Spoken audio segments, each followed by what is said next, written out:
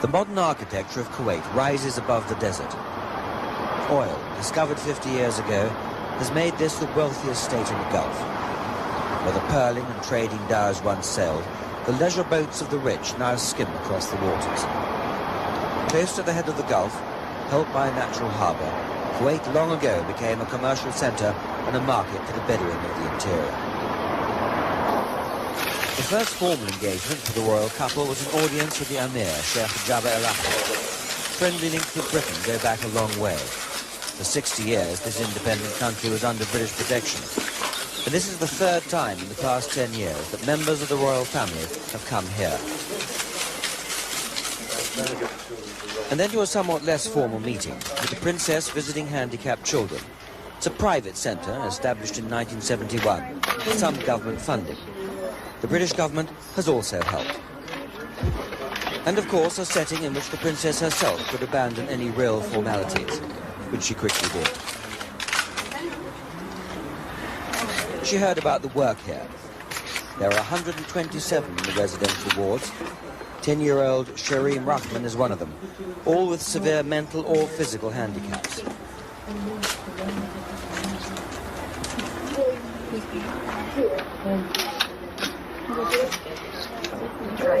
Fatal Rada, 14 years old, excited at touching a Union Jack, was delighted to see her. And hidden behind that large, formal bouquet, a smaller and rather more personal one, made by one of the handicapped girls. In the days before the visit, one young man had been practicing hard, Mohammed Omar Abdallah, whose once totally crippled hands had been partially helped by an operation.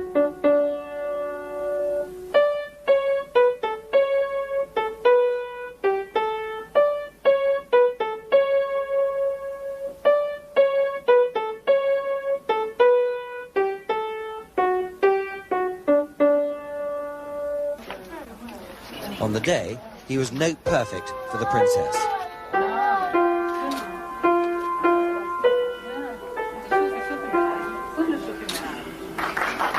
Meanwhile, the prince got quickly down to work at a seminar for British and Kuwaiti bankers and businessmen, where he had some hard things to say about the commitment of some British firms to their foreign markets.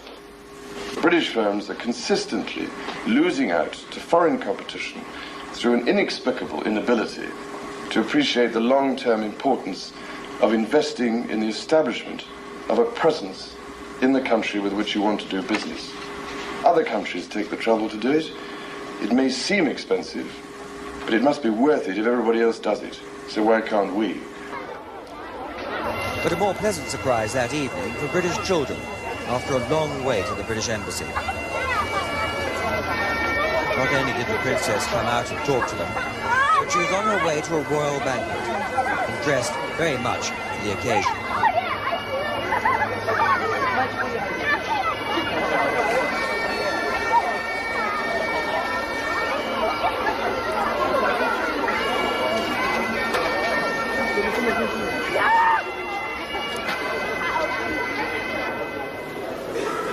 Here in the main hall of the Shah Palace, home of the Crown Prince, Sheikh Said Al Abdallah and his wife, everyone was waiting. Arab courtiers gravely discussing last-minute changes. And on display, a magnificent cake, decorated with the Kuwait and British flags. And then the entrance of the Prince and Princess of Wales, to face a battery of cameras and flashlights. Mostly aimed, it must be said, Princess Diana. No doubt Prince Charles is used to that by now.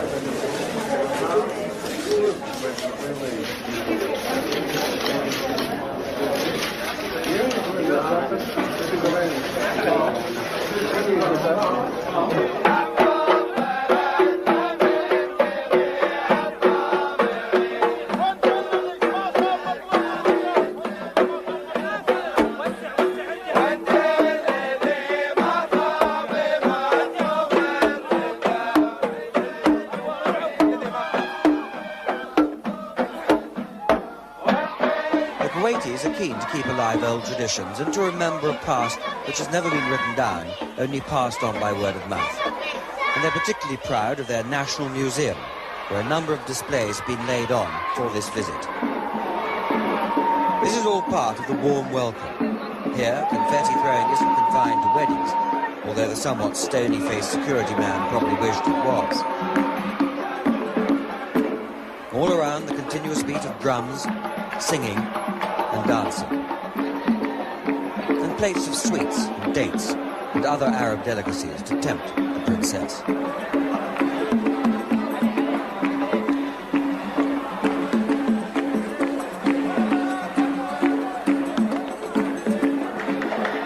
Prince Charles came to join her. He'd been looking at the museum's Islamic collection, one of the finest in the world.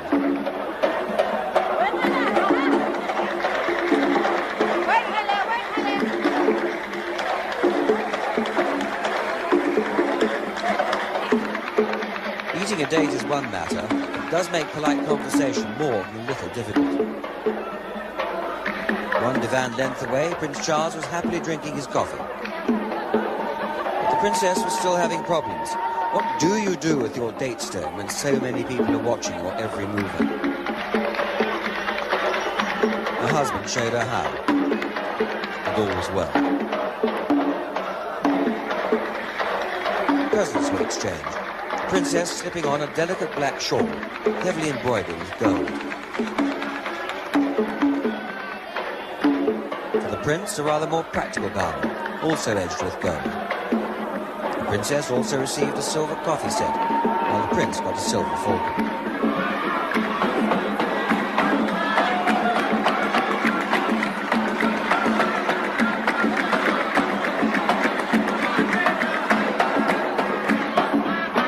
Time to move on, to leave the excited crowds and the dancers and head south down the Gulf to another country whose desert way of life has been changed even more dramatically than Kuwait.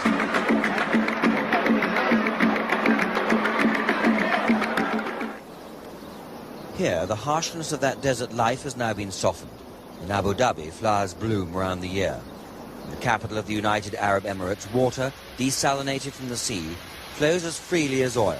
The ruler, Sheikh Saad bin Sultan Al Nahyan, has decreed it should. But the traditional desert life has gone forever, and it's all happened with amazing speed. Oil was discovered here only 30 years ago. One man there at the time, Edward Henderson, a former ambassador. I think it's a miracle. I mean, to produce all this out of nothing. You could hardly imagine the island as it was. I've got a photograph in my book showing it. There's absolutely nothing, virtually. The old palace was there, and most people lived in sort of palm frond huts, which let the air in. It looks very romantic, but try living that way. Some old traditions do live on. In the boatyard, timber from the forests of Pakistan and Kenya are fashioned into the classic lines of a variety of dhows, as they have been for hundreds of years. So this area has been an important trade route linking ports in China, India, the Mediterranean and Europe. The old skills, though, are still here, passed on from one generation to another. With the newfound wealth has come a new community. From India, and Pakistan and Bangladesh, from the countries of the Arab world, from Europe and America. And these new immigrants now outnumber the white-robed nationals by 8 or 9 to 1. The majority of them tending to take on the more lowly and unloved jobs. This huge immigrant community of non-citizens is a matter of some concern to the government, but not something the royal couple will be seeing. And so the Prince and Princess arrived in Abu Dhabi, the largest and richest of the 7 sheikdoms which make up the United Arab Emirates. Waiting for them, a young guard commander who reported his men ready. And the Prince, standing with Sheikh Khalifa, then made the formal inspection of the guard.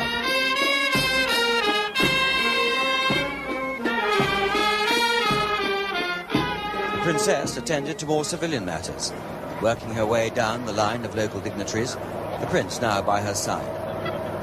The audience with the ruler, Sheikh Saad, came later, as is the custom. Another custom, of course, is that outside the family, men and women don't mix. so that on these occasions the princess does seem a little left out. And it was to the prince that the ruler turned to inquire about the queen, who visited the Gulf 9 years ago. How is Her Majesty?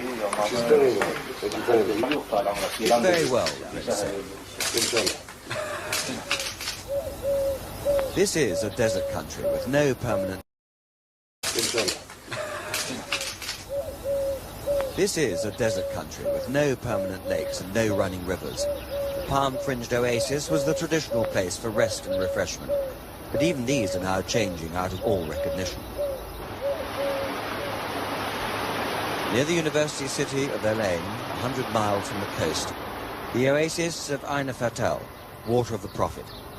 Here a new holiday resort has blossomed and will soon open. A family villa will cost £40 a day, including all meals. And the gardens around them have been created by a very enthusiastic Palestinian, Ismail Sayed. I hope to make another gardens and change this sands which you see in that side to green. I hope to see all UAE green. This is my hope. And I hope that in any point of this area to be there is one tree. In any point. I hope that. Turning the desert green and keeping it green costs a lot of money and a lot of water, millions of gallons a day. And everywhere, reminders of another passion, horse racing and camel racing. To those used to the gentle paddocks of the British racing scene, the saddling enclosure at Al Makam will come as a bit of a shock. The Arabs are keen camel racers. A serious owner might have up to 2,000 to choose from. And they race over long distances, 5 or 10 miles and more. The young jockeys in their racing silks might also come as a bit of a surprise. They are supposed to be over 10 years old. Some certainly look younger. And they're equipped with walkie-talkies to keep in touch with their trainers as they race round, and Velcro on their jodhpurs to keep them in touch with their camels.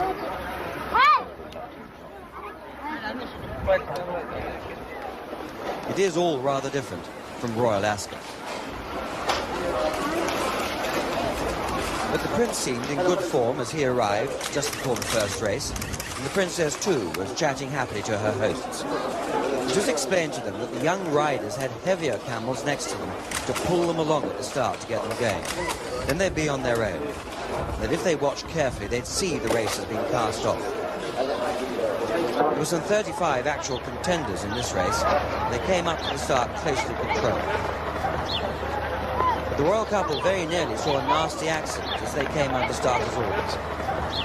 Watch the far end. An over-keen jockey nearly lost his head in the starting line. And the lad next to him was also close to being unseated, despite the Velcro on his pads. The prince was clearly intrigued by all this, but in moments all the riders were ready, under starters' orders, and they're off. The rider on the far rails establishing an early lead. Now you can see some of the big camels casting off, and letting the racers away, disappear in a cloud of dust along the 5-mile track. Everyone was now settling back to watch the race. It all takes a bit of time. But at the halfway stage, there was clearly some excitement. With such a large racetrack, it's hard to follow the camels, other than on television, with a lively Arabic commentary.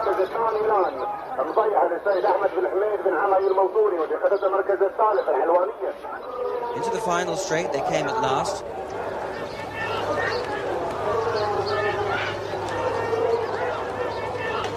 Two young jockeys hard at it. It's definitely becoming a two-camel race. With an almost classic photo finish. Both riders claiming victory. The prince was delighted. It's so close, he said. With the day only halfway through, the royal motorcade pushed on deeper into the desert. Snaking through the dunes, with sand tires, the pressure's lowered to keep them from getting stuck. That wasn't the only problem.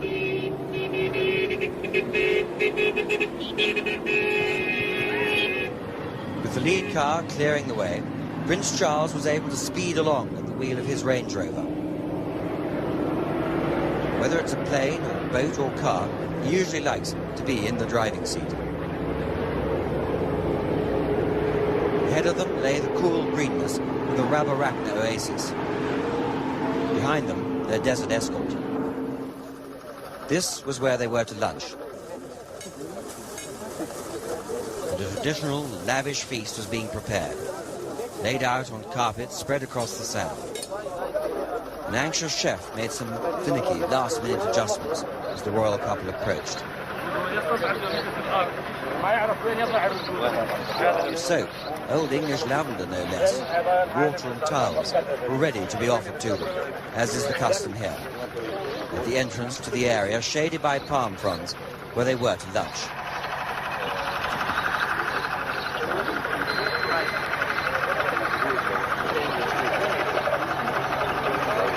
All this ready for a very relaxed princess, dressed comfortably for moving around in the desert.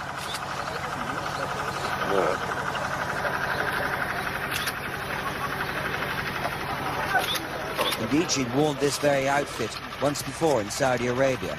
Maybe this helped her fit easily into these surroundings, despite being the only woman here. The prince came in, finding the whole business much more difficult. In fact, he just explained to his host that he considered all this much easier for women, because they were double-jointed. Well, such is the light banter between the royal guest and royal host on such occasions. And it seemed at the time that he might have been a little embarrassed that photographers' lenses were being aimed for once as much at him as his wife. When his host inquired why so many would be taken, he replied, I suppose it's so they could get at least one good one. In Dubai, the second Sheraton they were to visit, it's difficult to realize that only 30 years ago there was little here except the Khor Dubai, this gently winding creek that runs inland for 10 miles, a unique feature along this arid Gulf coastline. Once a small fishing port of the little market, it's now an important trading centre. There's a huge immigrant population who live peacefully together here, canny traders who sell and buy all manner of goods as demands are made. For some, a box of well-made British lavatory fittings.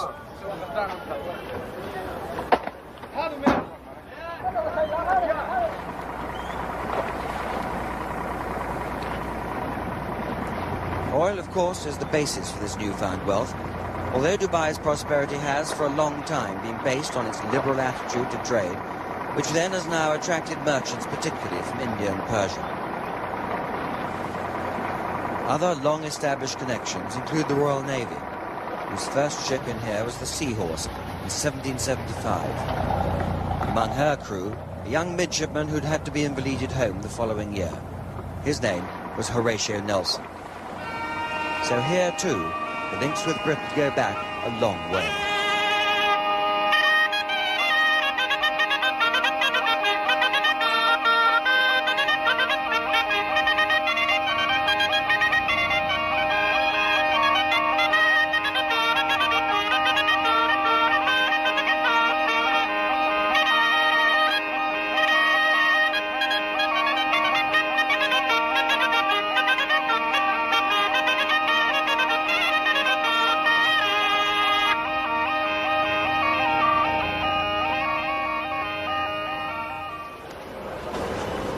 And so to the last leg of the tour, the princess causing a flurry of excitement with another new outfit.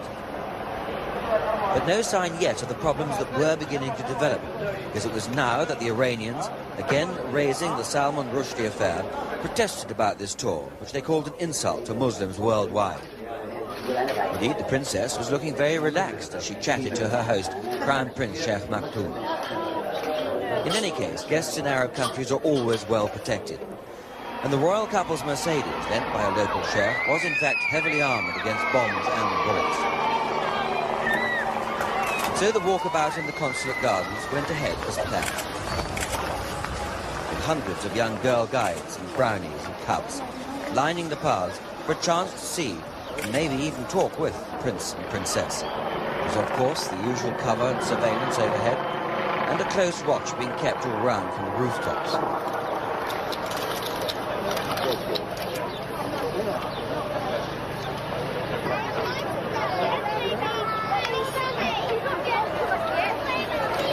There's a large British contingent working in the Emirates, over 20,000.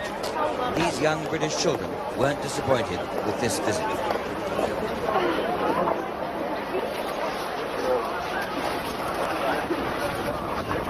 This was an easy, informal event.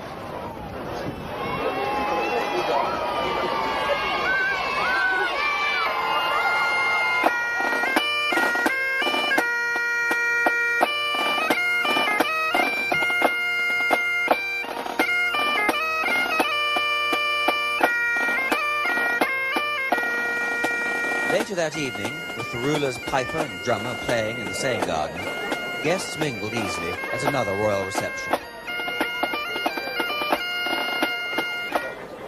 Inside, members of the British community were being presented at a fairly rapid pace. Not surprising, with some 400 handshakes for them both to make. The prince knew by now that he'd have to withdraw from a polo tournament the next day, because London feared for his safety. But the princess, whose last engagement this was, didn't know that she'd be flying back on the ruler's private jumbo jet, because her British Airways flight was delayed.